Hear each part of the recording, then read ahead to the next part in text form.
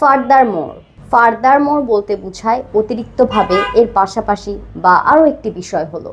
তিনি একজন দক্ষ শিক্ষক, এর পাশাপাশি তিনি একজন দারুণ দলনেতাও। He is a skilled teacher, furthermore he is a great team leader. He is a skilled teacher, furthermore he is a great team leader.